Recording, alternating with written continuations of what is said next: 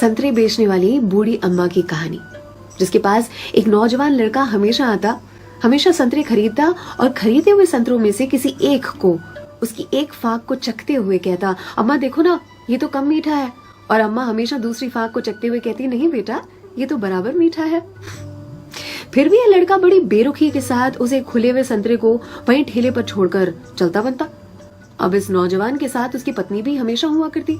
एक दिन पत्नी ने पूछा, ये जो तुम हर बार अम्मा के ठेले पर पहुंचकर नौटंकी शुरू कर देते हो, ये संतरा तो कम मीठा है, ये संतरा तो कम मीठा है।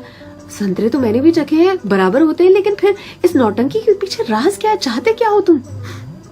इस पर लड़के ने अपनी पत्नी को एक मीठी सी मुस्कान दी और कहा, मुझे भी पता है कि सारे के सारे संतरे बहुत ही मीठे होते हैं, लेकिन तुमने कभी अम्मा को देखा है? अम्मा इतनी गरीब है कि जो बेचती हैं उन्होंने कभी चखा भी नहीं होगा, इसीलिए तो एक खुला हुआ संतरा उनके ठेले पर छोड़कर आ जाता हूँ, मेरी ओर से उनके लिए।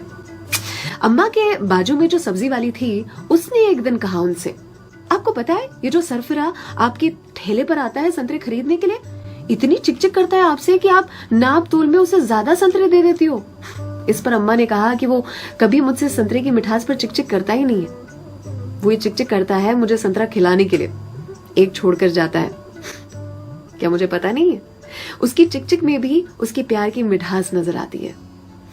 वो कहते हैं ना कि मेरे हिस्से से ज्यादा तूने मेरी थाली में परोसा है, कितनी भी मुश्किलें दे ऊपर वाले, मुझे तुझ पे भरोसा है। छीन कर खाने वाले का कभी पेट नहीं भरता और बांट कर खाने वाला कभी भूखा नहीं मरता। अगर कोई ऐसा दिखे, उसकी मदद जरूर से करे, इसी को तो कहते हैं जियो दिल से।